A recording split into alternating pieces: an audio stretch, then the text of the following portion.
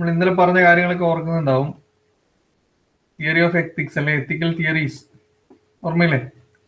എത്തിക്കൽ theories അല്ലെങ്കിൽ theories about right action ഏതൊക്കെയായിരുന്നു? 4 theories ഏതൊക്കെയാടാ? Roll number 15.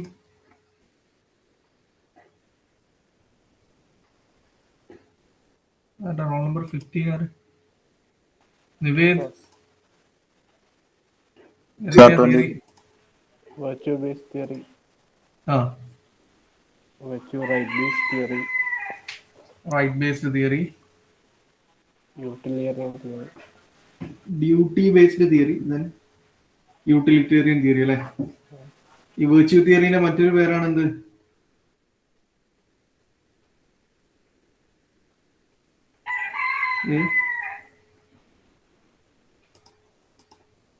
വെർച്യൂ തിയറിക്ക് വേറൊരു പേരും കൂടി ഉണ്ടല്ലോ. പോട്ടെ, വെർച്യൂ തിയറി ആരാണ് ഫസ്റ്റ് ഇൻട്രൊഡ്യൂസ് ചെയ്തത്?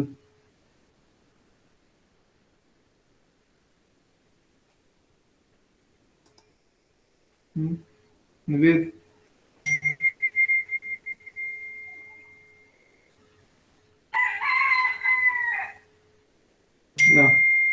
Role number 17.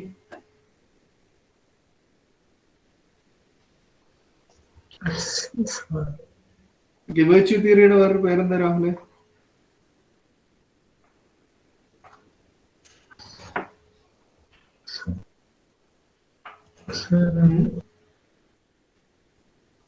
വെർച്യൂ തിയറി വേറൊരു പേരും കൂടി നമ്മൾ പറഞ്ഞിട്ടുണ്ട്. എന്തുകൊണ്ടാണ് ആ പേര് പറയുന്നത് എന്നുള്ളതൊക്കെ ഡിസ്കസ് ചെയ്തതാണ്.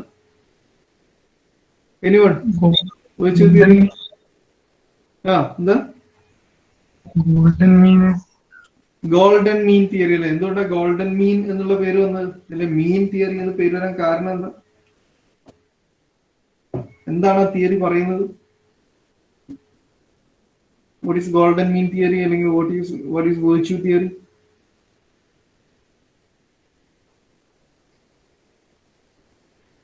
എന്താ ഫത്തേഹ്, മുഹമ്മദ് ഫത്തേഹ്?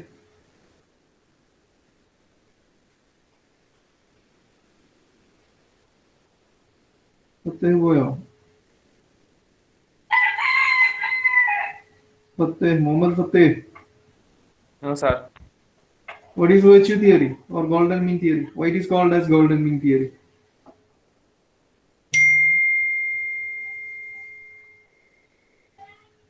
Who proposed this theory?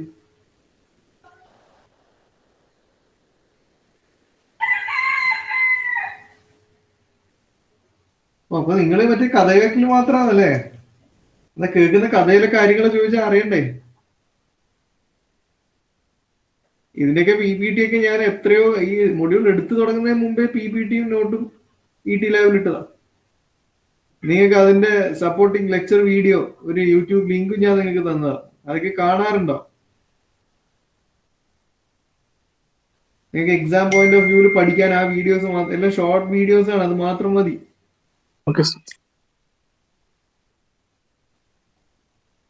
ആരെങ്കിലും പറഞ്ഞ എന്താ വെർച്യൂ തിയറി അല്ലെങ്കിൽ ഗോൾഡൻ മീൻ തിയറി?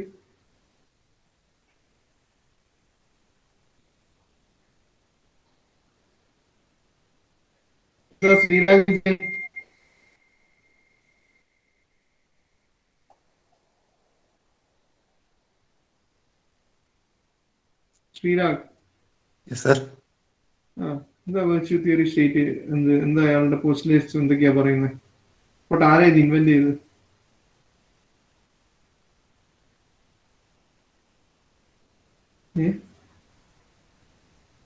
രണ്ട് മൊഡ്യൂൾ കഴിഞ്ഞാൽ ഒരു സീരീസ് എക്സാം വരാനുണ്ട്.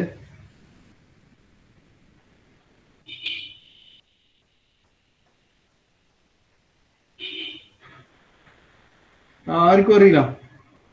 ആരെങ്കിലും അറിയുന്ന ഒരാള് പറഞ്ഞേ, ഇത് ആരാ ഈ ഒരു തിയറി കൊണ്ടുവന്നത്?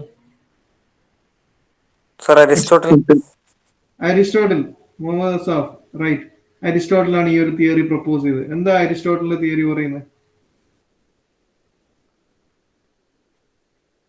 നിങ്ങളുടെ ഓൺ ലാംഗ്വേജിൽ പറഞ്ഞാൽ മതില്ല, കുഴപ്പമൊന്നുമില്ല, തെറ്റിക്കോട്ടെ എന്ന്.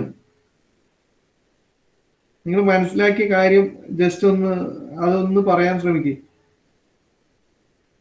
എന്തുകൊണ്ടാണ് അതിനെ ഗോൾഡൻ മീൻ? നമ്മള് മീനൊക്കെ എന്താന്ന് പറഞ്ഞിട്ടുണ്ട്, 10ന്റെ 20ന്റെ ഇടയിലുള്ള മീൻ എന്ന് പറയുന്നത് 15 അതൊരു ബാലൻസ് പോയിന്റ് ആണെന്നൊക്കെ പറഞ്ഞ് അതും ഇതൊക്കെ റിലേറ്റ് ചെയ്തിട്ടൊക്കെ പറഞ്ഞിട്ടുണ്ട്.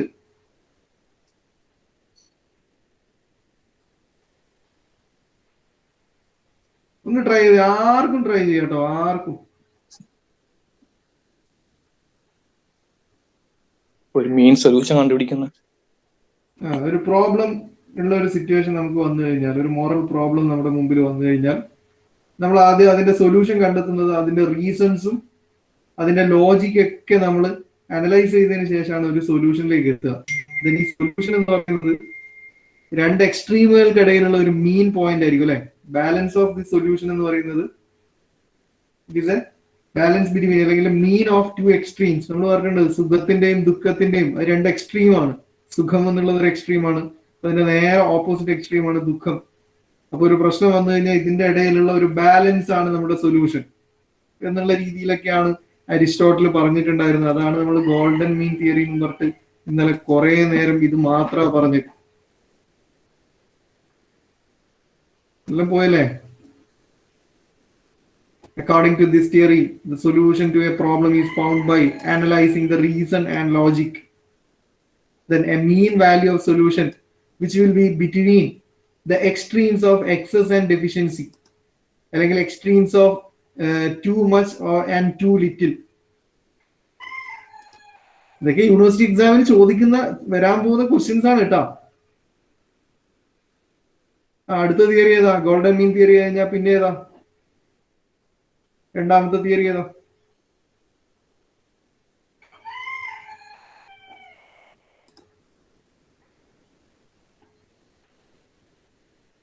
ഏതാ ധർമ്മേഷ്? സെക്കൻഡ് തിയറി ഏതാ ധർമ്മേഷ്?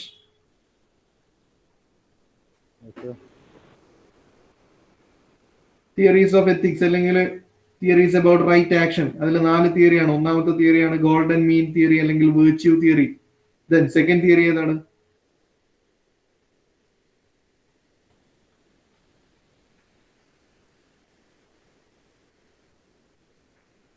അറിയോ?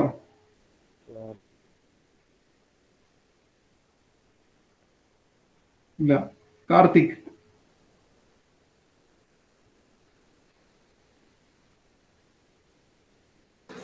ഡ്യൂട്ടി ബേസ്ഡ് എത്തിക്സാ. Duty based theory. ഓക്കെ, എന്താ ഡ്യൂട്ടി ബേസ്ഡ് തിയറി?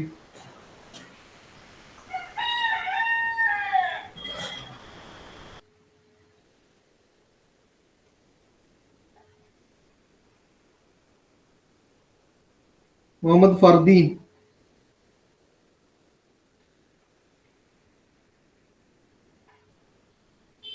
സർ, എന്താ ഡ്യൂട്ടി ബേസ്ഡ് തിയറി? എന്താ ഫർദീനെ?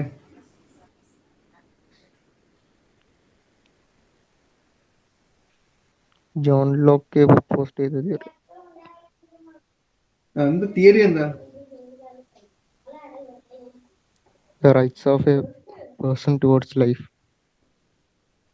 healthy. റൈറ്റ് ബേസ്ഡ് തിയറി അല്ല ഞാൻ ചോദിച്ചത്, ഡ്യൂട്ടി ബേസ്ഡ് തിയറിയാണ് ചോദിച്ചത്. നീ ഇപ്പൊ പറയുന്നത് റൈറ്റ് ബേസ്ഡ് തിയറിയാണ്. അതാണ് ജോൺ ലോക്ക് പ്രപ്പോസ് ചെയ്തത്. ഡ്യൂട്ടി ബേസ്ഡ് തിയറി എനിക്ക് സ്ക്രീനിൽ കാണാമെന്ന് വിചാരിക്കുന്നത്. ഡ്യൂട്ടി ബേസ്ഡ് തിയറി ആരാ പ്രപ്പോസ് ചെയ്തത്?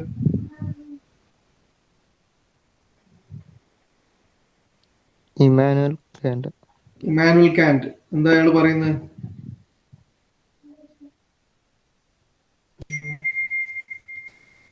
Everyone some moral laws bound to. According to this theory, every person has a duty to follow, which is accepted universally with no exceptions. ഒരു ഒഴിവ് കഴിവുകളും ഇല്ലാതെ എല്ലാവരും ഫോളോ ചെയ്യേണ്ടുന്ന കുറെ ഡ്യൂട്ടീസ് ഉണ്ട്. ആ ഡ്യൂട്ടീസിനെ ബേസ് ചെയ്തിട്ടാണ് ഇയാളുടെ തിയറി പറയുന്നത്. അപ്പോൾ നമുക്കറിയാം, നമ്മളെല്ലാവരും നമുക്ക് ഒരുപാട് ഡ്യൂട്ടീസ് നമുക്ക് അസൈൻ ചെയ്ത് കിട്ടാറുണ്ട്. ബട്ട് അതിനകത്ത് എല്ലാം ഒന്നും നിർബന്ധമായും ചെയ്യണം എന്നൊന്നുമില്ല. ബട്ട് ചിലതുണ്ട്, അത് നമ്മൾ നിർബന്ധമായി അനുസരിച്ചേ പറ്റൂ. അങ്ങനെയുള്ള ആ ഡ്യൂട്ടീസിനെയാണ് നമ്മൾ മോറൽ ലോ എന്ന് പറയുന്നത്, നിയമങ്ങൾ എന്ന് പറയുന്നത്. അപ്പൊ ആ നിയമങ്ങൾക്ക് അനുസൃതമായിട്ടുള്ള തീരുമാനം എടുക്കുക. According to this theory, Kant observed that everyone is bound to follow some moral laws. According to this, it is our duty to obey the categorical imperative rules. ഇതിനെയാണ് അതിലെ തിയറി. നമുക്ക് ഒഴിവാക്കാൻ പറ്റാത്ത ഒരു എക്സെപ്ഷനും ഇല്ലാത്ത കുറെ ഡ്യൂട്ടീസ് നമ്മുടെ ലോകത്ത് നമുക്ക് ആപ്ലിക്കബിൾ ആയിട്ടുണ്ട്. അതിനെ ഒബേ ചെയ്ത് മുമ്പോട്ട് പോവുക. അത് അങ്ങനെ വന്നു കഴിഞ്ഞാൽ തന്നെ മോറൽ പ്രോബ്ലംസിനെ നമുക്ക് എന്ത് ചെയ്യാം, ഒരു പരിധി വരെ സോൾവ് ചെയ്യാം. So to have good will it is to perform one's duty for the sake of duty and for no other reason. So ഈ എല്ലാവർക്കും ചെയ്യേണ്ടുന്ന അല്ലെങ്കിൽ എല്ലാവരും റെസ്പോൺസിബിൾ ആയ ചില ഡ്യൂട്ടീസ് ഉണ്ട്. ആ ഡ്യൂട്ടീസിനെ നമ്മൾ സിംപ്ലി നിയമങ്ങൾ എന്ന് പറയും, മോറൽ ലോസ് എന്ന് പറയും. സോ എല്ലാ ഇൻഡിവിജ്വൽസും ഈ ലോസ് അനുസരിക്കാൻ ബാധ്യസ്ഥരാണ്. അങ്ങനെ വന്നു കഴിഞ്ഞാൽ തന്നെ അതനുസരിക്കാൻ, അത് ഒബേ ചെയ്യാൻ തുടങ്ങിയാൽ തന്നെ നമുക്ക് എന്ത് ചെയ്യാൻ പറ്റും, എത്തിക്കൽ പ്രോബ്ലംസ് നമുക്കൊക്കെ ഒഴിവാക്കാൻ പറ്റും. ദെൻ മൂന്നാമത്തെ തിയറി ഏതാ? വിഷ്ണു AP. രണ്ടെണ്ണം പറഞ്ഞു, ഗോൾഡൻ മീൻ തിയറിയും പറഞ്ഞു, ഡ്യൂട്ടി ബേസ്ഡ് തിയറിയും പറഞ്ഞു. ഇനി Right based theory. Right based theory. What is right based theory?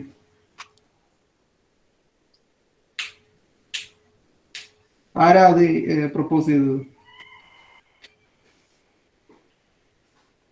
John Locke. John Locke. Okay, എന്താ ജോൺ ലോക്ക് പറഞ്ഞത്?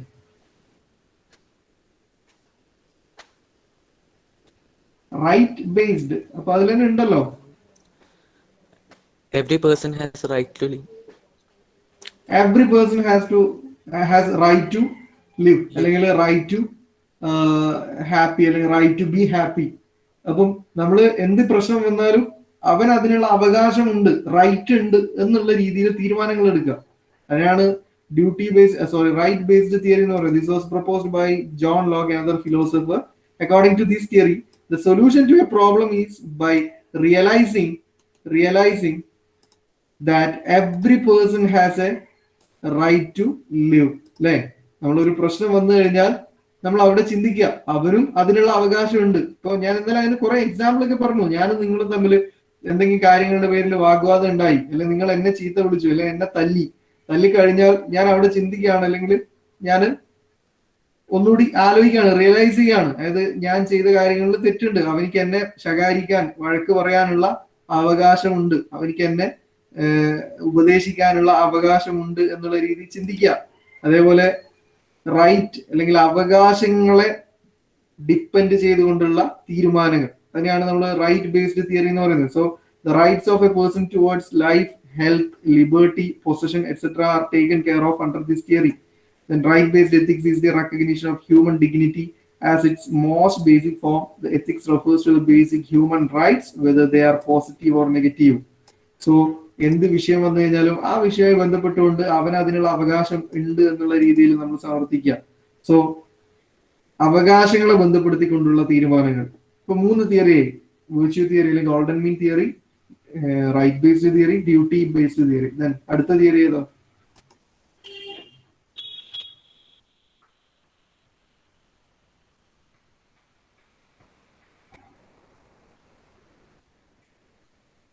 മുഹമ്മദ് ലാദിൻ.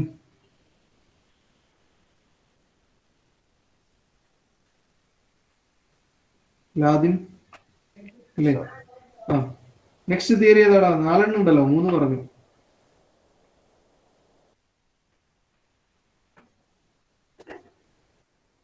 അറിയില്ല.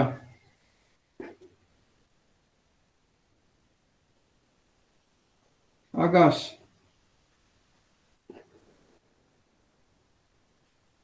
KM.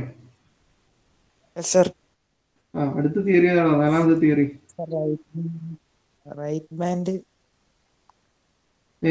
പറഞ്ഞോ. Utilitarian theory. ഇനി പറ. അവസാനം യൂട്ടിലിറ്റേറിയൻ തിയറി കേട്ടാ. യൂട്ടിലിറ്റേറിയൻ തിയറി അല്ലേ? ആ, ആരാ പ്രപ്പോസ് ചെയ്തേ?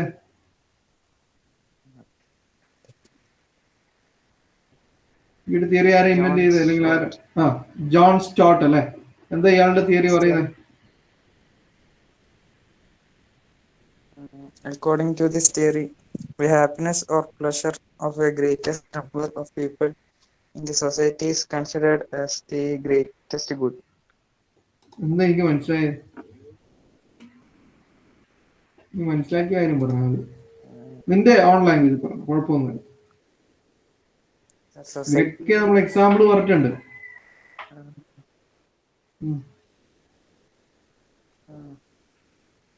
സൊസൈറ്റിയിലുള്ള ഉം. അവിടുത്തെ പീപ്പിളിനെ കൺസിഡർ ചെയ്തിട്ടായിരിക്കും. ഉം. അങ്ങനെയല്ലേ? ഞാൻ ഇതിനൊരു എക്സാമ്പിൾ പറഞ്ഞിരുന്നു. ഞാൻ നിങ്ങളെടുക്കാൻ വന്നിട്ട് ഒരു അൺഎക്സ്പെക്ടഡ് ആയിട്ട് ഞാൻ ഒരു ആക്ഷൻ എടുക്കുന്നു. എന്താണ് ആക്ഷൻ? ഒരു എക്സാം, സർപ്രൈസ് ടെസ്റ്റ്. അപ്പൊ ആ ഒരു എക്സാം, എന്റെ ആ ഒരു അൺഎക്സ്പെക്ടഡ് ആക്ഷൻ ഉണ്ടല്ലോ, ആ ഒരു മൂവ്മെന്റ്, അത് മോറലി റൈറ്റ് ആണ് എന്ന് പറയണം എങ്കിൽ ഞാൻ എന്നിട്ട് എക്സാം ഒക്കെ നടത്തിയിട്ട് ഡിപ്പാർട്ട്മെന്റിൽ പോയിട്ട് ഞാൻ പറയാണ്, ഞാൻ ഇന്ന് ഒരു അൺഎക്സ്പെക്ടഡ് എക്സാം നടത്തി, അത് വളരെ സംഭവമായിരുന്നു, അല്ലെങ്കിൽ അതൊരു മോറലി ഭയങ്കര സംഭവമായിരുന്നു എനിക്ക് പറയണമെങ്കിൽ നിങ്ങളുടെ ക്ലാസ്സിലുള്ള മെജോറിറ്റി പീപ്പിളും എൻ്റെ ആ തീരുമാനത്തോട് അംഗീകരിക്കണം, അല്ലെങ്കിൽ ആ ഒരു തീരുമാനം കൊണ്ട് അവർ ഹാപ്പി ആവണം അല്ലെ? അപ്പൊ അങ്ങനെയാണെങ്കിൽ മാത്രമേ അതൊരു മോറലി റൈറ്റ് ആക്ഷൻ ആണ് എന്ന് എനിക്ക് പറയാൻ അവകാശമുള്ളൂ. നേരെ മറിച്ച് ഞാൻ എക്സാം നടത്തി, നിങ്ങളുടെ മെജോറിറ്റി പീപ്പിൾസും ഈ ഒരു കാര്യത്തോട്, എൻ്റെ ഈ ആക്ഷനോട് ഒരു അൺഹാപ്പി മൂഡിലാണ് നിങ്ങൾ ബിഹേവ് ചെയ്യുന്നതെങ്കിൽ that is morally wrong action ആണ് ഞാൻ ചെയ്തത്. സോ ഇത്രയേ ഉള്ളൂ. According to this theory, the happiness or pleasure of a greatest number of people in the society is considered as greatest good. ഒരു സൊസൈറ്റിയുടെ മെജോറിറ്റി പീപ്പിൾസിന്റെ ഹാപ്പിനെസ് അല്ലെങ്കിൽ അവരുടെ ഒരു പ്ലഷർ, ആ ഒരു ലെവലിനെയാണ് ആ സൊസൈറ്റിയുടെ ഏറ്റവും വലിയ അസറ്റ് എന്ന് പറയുന്നത്. സോ എന്ത് കാര്യങ്ങൾ ചെയ്യുമ്പോഴും ആ സൊസൈറ്റിയിലെ അല്ലെങ്കിൽ ആ ഗ്രൂപ്പ് ഓഫ് പീപ്പിളിൽ മെജോറിറ്റി ആൾക്കാർക്കും നല്ലത് മാത്രം വരുന്ന രീതിയിലുള്ള തീരുമാനങ്ങളാണ് എടുക്കേണ്ടത്. So that is utilitarian theory. എല്ലാവർക്കും നല്ല രീതിയിൽ ഹാപ്പി ആവണം, മെജോറിറ്റി ആൾക്കാരെങ്കിലും ഹാപ്പി ആവണം.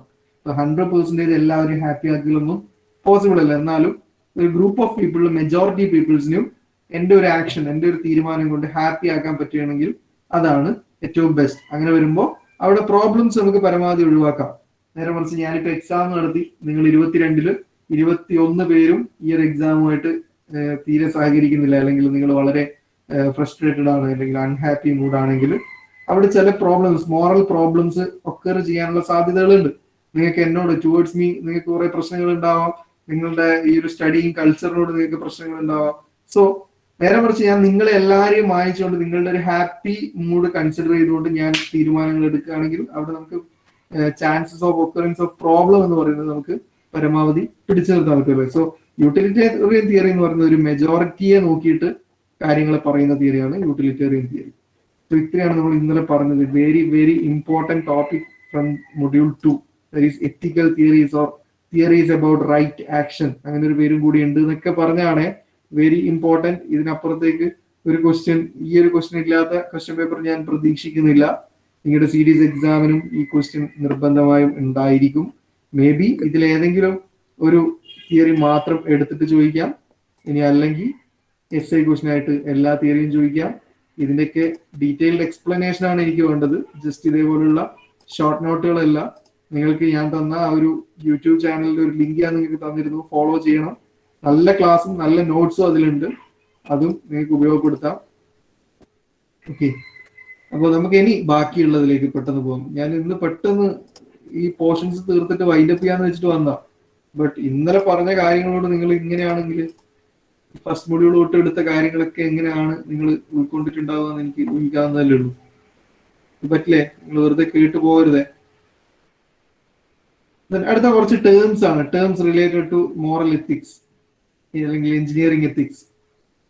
First one is self interest. എന്താ സെൽഫ് ഇൻട്രസ്റ്റ്?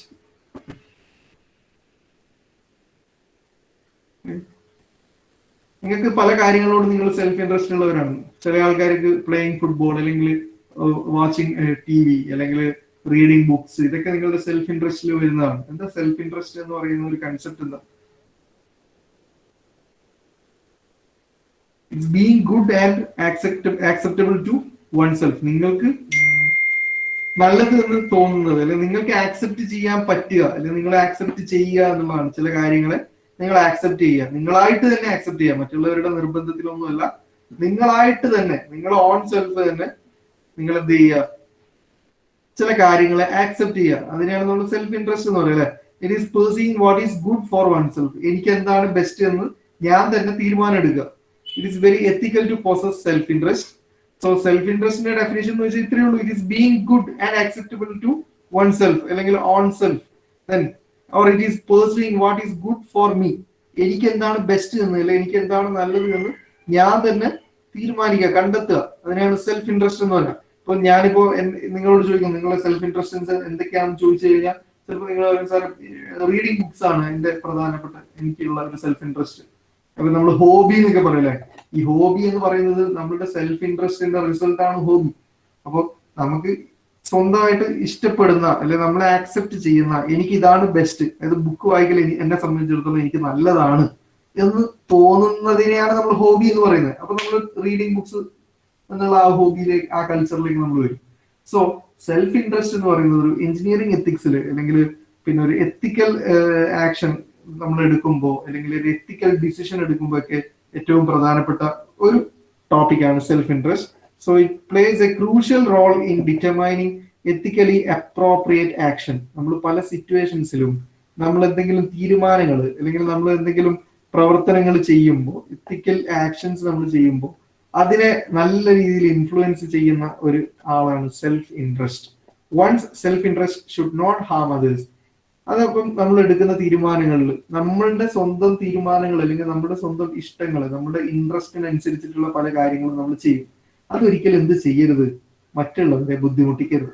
ഇപ്പൊ നിങ്ങളുടെ ക്ലാസ്സിൽ 22 പേരുണ്ട്, 22 ആൾക്കും ഡിഫറെന്റ് ആയിട്ടുള്ള സെൽഫ് ഇൻട്രസ്റ്റുകളായിരിക്കും. ഒരാൾക്ക് പിന്നെ ബുക്ക് വായിക്കുന്നതായിരിക്കും അയാളുടെ സെൽഫ് ഇൻട്രസ്റ്റ്, തൊട്ടടുത്തിരിക്കുന്ന ആൾക്ക് മൊബൈലിൽ ഗെയിം കളിക്കലായിരിക്കും അയാളുടെ സെൽഫ് ഇൻട്രസ്റ്റ്. സോ ഒരു സിറ്റുവേഷൻ വന്നു കഴിഞ്ഞാൽ നിങ്ങൾ ഓരോരുത്തരും നിങ്ങളുടെ സെൽഫ് ഇൻട്രസ്റ്റിനനുസരിച്ചൊക്കെയാണ് തീരുമാനങ്ങളിലേക്കും ഡിസിഷൻസിലേക്കും ഒക്കെ പോവുക. സോ അങ്ങനെ വരുമ്പോൾ ചിലപ്പോൾ അവിടെ ഏറ്റവും ബെസ്റ്റ് നിങ്ങളുടെ ഈ ക്ലാസ്സിനകത്ത് ഒരു സിറ്റുവേഷൻ എന്തെങ്കിലും വന്നു, ആ സിറ്റുവേഷൻ ഏറ്റവും ബെസ്റ്റ് അതിനെ സോൾവ് ചെയ്യാൻ ഏറ്റവും ബെസ്റ്റ് എല്ലാവരും ബുക്ക് വായിക്കുക എന്നുള്ളതായിരിക്കും. ഓക്കെ, അപ്പോ എന്റെ തൊട്ടടുത്തിരിക്കുന്ന ആൾക്ക് ആ ഇൻട്രസ്റ്റ് അല്ല ഉള്ളത്, അവനെ സംബന്ധിച്ചിടത്തോളം തീരെ ഇഷ്ടമില്ലാത്ത ഒരു കാര്യമാണ്. ബട്ട് എനിക്ക് അതാണെങ്കിൽ ഏറ്റവും ഇഷ്ടമുള്ളതുമാണ്. അപ്പോൾ നമ്മളൊരു തീരുമാനം എടുക്കുമ്പോൾ അവിടെ ഒരു കളക്റ്റീവ് തീരുമാനം എടുക്കുക. ഇപ്പൊ 22 ആളും 22 സെൽഫ് ഇൻട്രസ്റ്റ് ഉള്ള ആൾക്കാർ ഒരു പ്രോബ്ലം ആയിട്ട് വന്നു കഴിഞ്ഞാൽ, ഒരു പ്രോബ്ലത്തെ ഫേസ് ചെയ്ത് കഴിഞ്ഞാൽ അവർ 22 ആൾക്കും 22 അഭിപ്രായങ്ങളാണ് ഉണ്ടാവുക അല്ലെ. ഒരു പ്രശ്നം വന്നാൽ എന്തെങ്കിലും ഒരു പ്രശ്നം വന്നു, അപ്പൊ നിങ്ങളോട് പിന്നെ നിങ്ങളുടെ മനസ്സ് പറയും ഒരു തീരുമാനം, ഒരു സൊല്യൂഷൻ എടുക്കണം.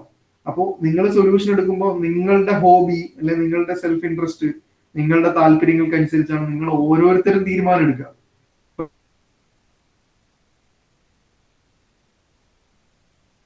നമ്മൾ നമ്മുടെ സെൽഫ് ഇൻട്രസ്റ്റിന് എന്ത് ചെയ്യണം, ഒഴിവാക്കേണ്ടി വരും.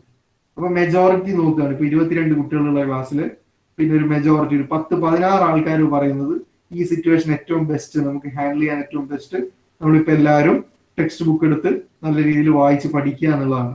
അപ്പം ഒരു 18 ആൾക്കാർ അങ്ങനെ ഒരു തീരുമാനം എടുത്തു. ഒരു 4 പേര് പറയുന്നു ഇപ്പൊ വായിക്കേണ്ടതൊന്നുമില്ല, ഇപ്പൊ നമുക്ക് കളിക്കാൻ ഗ്രൗണ്ടിലേക്ക് പോവാം, ഒരു വൈകുന്നേരം മാത്രം വായിച്ചാൽ മതി, ഇപ്പം പ്ലേയിങ് ആണ് ഏറ്റവും ബെസ്റ്റ്. അതായത് ആ 4 ആൾക്കാർ അവരുടെ സെൽഫ് ഇൻട്രസ്റ്റിന് അനുസരിച്ചാണ് അവർ 4 ആളുടെ തീരുമാനം പറഞ്ഞത്. നേരെ കുറച്ച് 18 ആള് ബുക്ക് വായിക്കണം എന്നുള്ളതാണ് അല്ലെങ്കിൽ പഠിക്കണം എന്നുള്ളതാണ് തീരുമാനം പറഞ്ഞത്. അപ്പോ ഈ 4 ആളെ സംബന്ധിച്ചിടത്തോളം ഈ ബാക്കി മെജോറിറ്റിക്ക് വേണ്ടി നമ്മളുടെ സെൽഫ് ഇൻട്രസ്റ്റ് പല സമയങ്ങളിൽ നമ്മൾ എന്ത് ചെയ്യേണ്ടി വരും, നമ്മൾ ഒഴിവാക്കേണ്ടി വരും അല്ലെ, ത്യജിക്കേണ്ടി വരും, നമ്മൾ സാക്രിഫൈസ് ചെയ്യേണ്ടി വരും. സോ സെൽഫ് ഇൻട്രസ്റ്റ് എന്ന് പറയുന്നത് ഒരിക്കലും അടിച്ചേൽപ്പിക്കുക, മറ്റുള്ളവരിലേക്ക് നമ്മൾ അടിച്ചേൽപ്പിക്കരുത്, നമ്മളുടെ ഇൻട്രസ്റ്റ് മറ്റുള്ളവരിലേക്ക് അടിച്ചേൽപ്പിക്കരുത്. ഒരു ഗ്രൂപ്പ് ഓഫ് പീപ്പിളിലൊക്കെ ആയിരിക്കുമ്പോൾ നമ്മൾ അവരുടെ മെജോറിറ്റിക്ക് പ്രാധാന്യം കൊടുക്കണം. സോ നമ്മളുടെ സെൽഫ് ഇൻട്രസ്റ്റ് കൊണ്ട് മറ്റുള്ളവരുടെ ഒരു രീതിയിലും മറ്റുള്ളവരെ ബുദ്ധിമുട്ടിക്കാനോ അവർക്കൊരു വിഷമം ഉണ്ടാക്കാനോ പാടില്ല. സോ അതാണ് ഇവിടെ പറഞ്ഞ self interest should not harm others. As per utilitarian theory the interest should provide for the respect of others also. അതാണ് ഞാനിപ്പോ പറഞ്ഞത്. നമ്മളൊരു ഗ്രൂപ്പ് ഓഫ് പീപ്പിൾ ഇരിക്കുമ്പോഴാണ് യൂട്ടിലിറ്റേറിയൻ തിയറി ആപ്ലിക്കബിൾ ആവുന്നത്. യൂട്ടിലിറ്റേറിയൻ തിയറി എന്ന് പറഞ്ഞാൽ ഒരു ഗ്രൂപ്പിലെ മെജോറിറ്റിയുടെയും ഹാപ്പി കണ്ടീഷനെയാണ് ആ ഗ്രൂപ്പിന്റെ ഏറ്റവും വലിയ അസറ്റ് എന്ന് നമ്മൾ പറഞ്ഞിട്ടുണ്ട്. അതേപോലെ നമ്മളിപ്പോ ഈ പറഞ്ഞ ഞാൻ നേരത്തെ പറഞ്ഞ എക്സാമ്പിൾ, നമ്മളൊരു ഗ്രൂപ്പിലൊക്കെ ഇരിക്കുമ്പോൾ അവിടെ നമ്മളുടെ ഇൻട്രസ്റ്റ് എന്ന് പറയുന്നത് എന്ത് ചെയ്യണം, മെജോറിറ്റി ഇൻട്രസ്റ്റിനെ ഹൈജാക്ക് ചെയ്യുന്നത് അല്ലെങ്കിൽ അതിനോട് നേരെ ഓപ്പോസിറ്റ് ആണ് എന്റെ ഇൻട്രസ്റ്റ് എങ്കിൽ നമ്മൾ സംടൈംസ് അത് സാക്രിഫൈസ് ചെയ്യേണ്ടി വരും. So the interest should provide for the respect of others also. നമ്മളുടെ ഇൻട്രസ്റ്റിനപ്പുറത്തേക്ക് മറ്റുള്ളവരുടെ ഇൻട്രസ്റ്റിനെയും കൂടി നമ്മൾ എന്ത് ചെയ്യണം, റെസ്പെക്ട് ചെയ്യണം. The duty ethics recognizes this aspect as duties to ourselves then only one can help others. Then നമ്മളെ ഡ്യൂട്ടി എത്തിക്സിൽ നമ്മൾ പറഞ്ഞിട്ടുണ്ട്, ഡ്യൂട്ടി ബേസ്ഡ് എത്തിക്സിൽ നമ്മൾ പറഞ്ഞിട്ടുണ്ട് എല്ലാവർക്കും സം മോറൽ ലോസ് അല്ലെങ്കിൽ ഒഴിവാക്കാൻ പറ്റാത്ത കുറെ ഡ്യൂട്ടീസ് ഉണ്ട്. അങ്ങനെ വരുമ്പോൾ നമുക്ക് എല്ലാവർക്കും സെൽഫ് ഇൻട്രസ്റ്റും ഉണ്ട്. ഒരു ഡ്യൂട്ടി ബേസ്ഡ് ആംഗിളിൽ നമ്മൾ ചിന്തിക്കുമ്പോൾ നമ്മൾ ഈ ഒരു സെൽഫ് ഇൻട്രസ്റ്റ് എന്തായാലും ഉണ്ടായിരിക്കണം. നമുക്ക് ഒരിക്കലും ഒഴിവാക്കാൻ പറ്റാത്തൊരു കാര്യമാണ് സെൽഫ് ഇൻട്രസ്റ്റ് എന്നുള്ളത്. സോ അങ്ങനെ വന്നാൽ മാത്രമേ നമുക്ക് മറ്റുള്ളവരെ സഹായിക്കാനും നമ്മുടെ ഇൻട്രസ്റ്റുകളെ പലപ്പോഴും നമുക്ക് ഹൈഡ് ചെയ്തുകൊണ്ട് മറ്റുള്ളവരുടെ ഇൻട്രസ്റ്റിന്റെ കൂടെ നിൽക്കാനൊക്കെ പറ്റുള്ളൂ. Right ethics stresses our rights to pursue our own good. പിന്നെ നമ്മൾ പറഞ്ഞ റൈറ്റ് എത്തിക്സ്, അവകാശങ്ങൾ, നമുക്ക് എല്ലാത്തിനുള്ള അവകാശമുണ്ട്.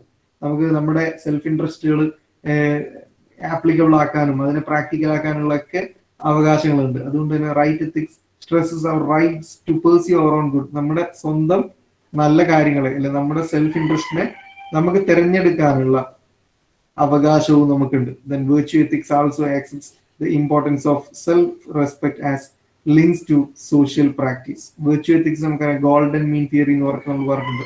രണ്ട് എക്സ്ട്രീമുകളുടെ ഇടയിലുള്ള ഒരു ബാലൻസിങ് ആണ് എല്ലാ പ്രോബ്ലത്തിനുള്ള സൊല്യൂഷൻ എന്നുള്ളത്. സോ ആ ഒരു തിയറിയിലും സെൽഫ് ഇൻട്രസ്റ്റ് ആപ്ലിക്കബിൾ ആണ്. കാരണം സെൽഫ് ഇൻട്രസ്റ്റ് ഈ വിർച്വു എത്തിക്സ് അല്ലെങ്കിൽ golden mean theory accepts the importance of self respect or self interest to as link to social practices.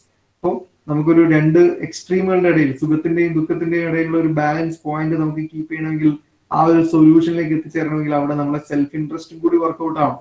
So self interest എന്ന് പറയുന്നത് നമ്മളിപ്പോ പറഞ്ഞ തിയറി ഓഫ് എത്തിക്സിനോടൊക്കെ കണക്റ്റഡ് ആയിട്ടുള്ള ഒരു ടേം ആണ്, which can be defined as self-interest is being good and acceptable to oneself or pursuing what is good for oneself അല്ലെങ്കിൽ good for me.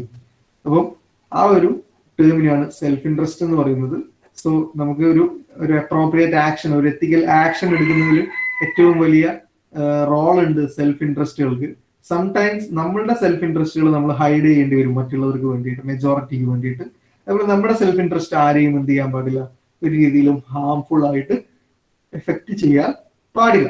Then അടുത്ത ഒന്ന് നമ്മുടെ എത്തിക്സുമായിട്ട് അല്ലെങ്കിൽ ഒരു എത്തിക്കൽ ലൈഫുമായിട്ട് ബന്ധപ്പെട്ട് കിടക്കുന്ന അടുത്ത ഒരു ടേം ആണ് കസ്റ്റംസ്. കസ്റ്റംസ് ഹിയർ മീൻസ് നമ്മളെ ആചാരങ്ങൾ എന്ന് പറയും, ആചാരങ്ങൾ അല്ലെ.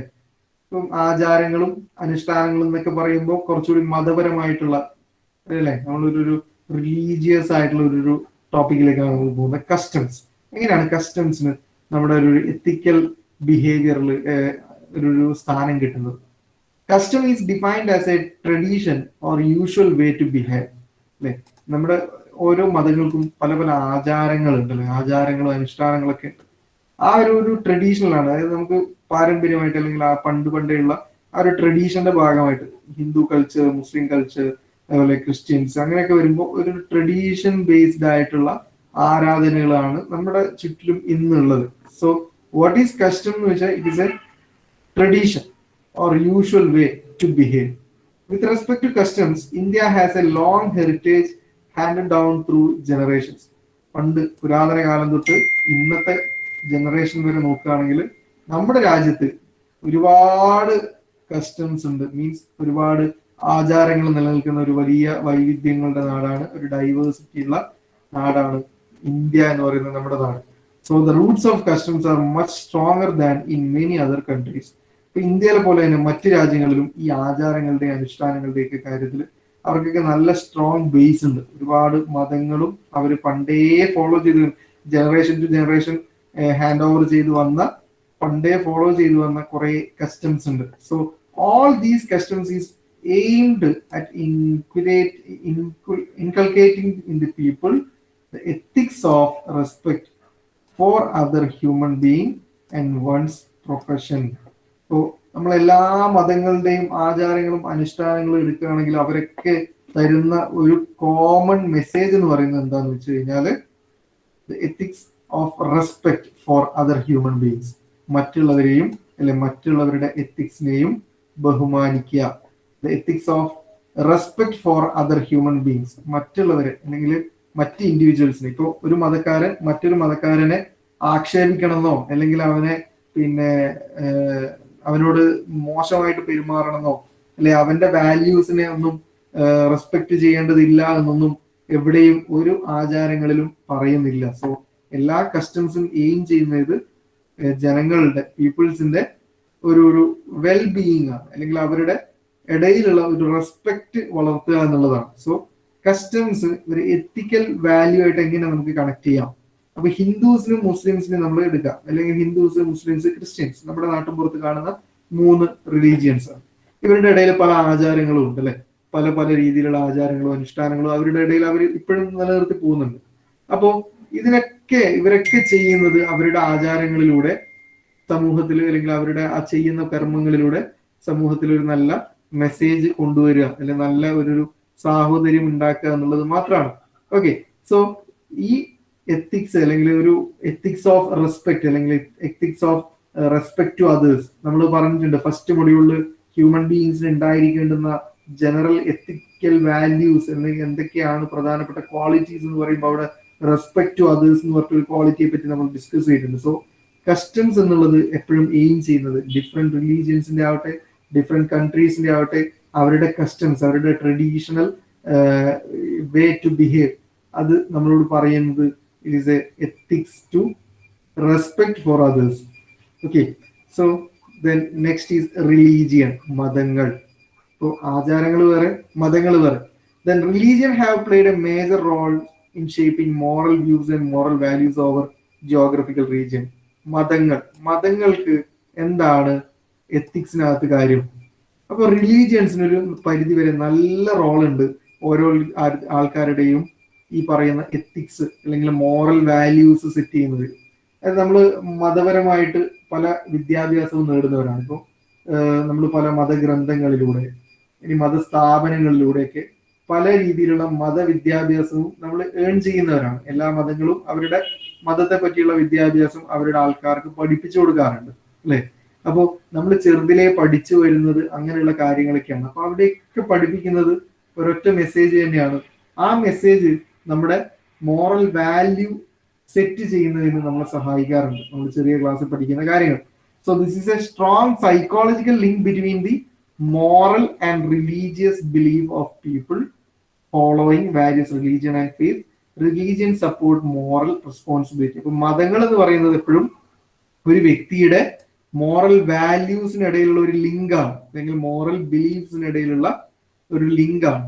സോ നമുക്ക് പിന്നെ മതങ്ങൾ, അതായത് റിലീജിയൻ ഒരു ഭാഗത്തും മോറൽ വാല്യൂസ് മറ്റൊരു ഭാഗത്തും വെക്കുകയാണെങ്കിൽ ഇവരുടെ ഇടയിലുള്ള ഒരു സ്ട്രോങ് ലിങ്കാണ് ഈ പറയുന്ന റിലീജിയൻ, സൈക്കോളജിക്കൽ ലിങ്ക് ആണ്. കാരണം പല നമ്മളിപ്പം ഒരു മുസ്ലിം വിഭാഗം, മുസ്ലിം കമ്മ്യൂണിറ്റി എടുക്കുകയാണെങ്കിൽ അവര് ഫോളോ ചെയ്യുന്ന ലൈഫ് സ്റ്റൈൽ, അല്ലെങ്കിൽ അവര് ഫോളോ ചെയ്യുന്ന ഒരു മോറൽ ലൈഫ് സ്റ്റൈൽ അല്ല ഹിന്ദുസ് ഫോളോ ചെയ്യുന്നത്.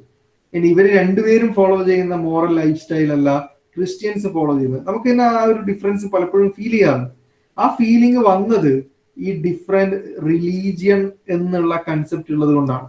സോ ഓരോ മതവിഭാഗങ്ങളും അവരുടെ മതങ്ങളിൽ പറയുന്ന ഫിലോസഫിക്കൽ പാരാമീറ്റേഴ്സ് എന്ന് പറയുന്നത് സെയിം തന്നെയാണെങ്കിലും അത് ഡിഫറെന്റ് പേഴ്സ്പെക്റ്റീവിലാണ് അവരുടെ ആൾക്കാരിലേക്ക് എത്തിക്കുന്നത്. ബട്ട് എല്ലാവരും അതൊരു പോസിറ്റീവ് സെൻസിൽ തന്നെയാണ് കൈകാര്യം ചെയ്യുന്നത്. സോ അതുകൊണ്ട് തന്നെ മോറൽ വാല്യൂസിന്റെയും റിലീജിയന്റെയും ഇടയിലുള്ളത് ഒരു സൈക്കോളജിക്കൽ സ്ട്രോങ് ലിങ്ക് തന്നെയാണ് എപ്പോഴും ഉണ്ടാകുന്നത്.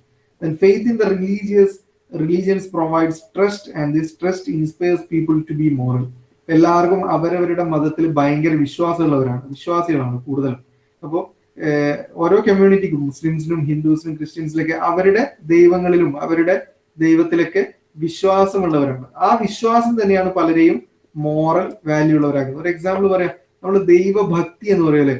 ഇപ്പോൾ ഹിന്ദുസിനാണേലും മുസ്ലിംസിനാണേലും ക്രിസ്ത്യൻസിനാണേലും ഒക്കെ ദൈവഭക്തി ഉള്ളവരുണ്ട് അല്ലെ, നമുക്ക് ദൈവത്തെ പേടിയുള്ളത്. അപ്പൊ നമ്മൾ എന്ത് കാര്യങ്ങൾ ചെയ്യുമ്പോഴും ഒരു തെറ്റായ കാര്യത്തിലേക്ക് നമ്മൾ പോകുമ്പോൾ നമ്മൾ അവിടെ ചിന്തിക്കും ദൈവം കാണുന്നുണ്ടല്ലോ എന്നുള്ള ഒരു ചിന്ത. പലപ്പോഴും നമ്മൾ പറയും എല്ലാം മേളിൽ ഇരിക്കുന്ന ആള് കാണുന്നുണ്ട് എന്ന് പറയാറുണ്ട് അല്ലെ. സോ അതൊരു ട്രസ്റ്റാണ്, ഒരു വിശ്വാസമാണ്. ആ ഒരു ട്രസ്റ്റ് ഉണ്ടാവുമ്പോൾ തന്നെ നമ്മൾ എന്ത് ചെയ്യുന്നു, തെറ്റുകളിൽ നിന്നൊക്കെ മാറി നിൽക്കും. അതായത് ഒരു മോറൽ പ്രോബ്ലത്തിൽ നിന്നും നമ്മൾ ഒഴിഞ്ഞു നിൽക്കുന്നു, മാറി നിൽക്കുന്നു അല്ലെ.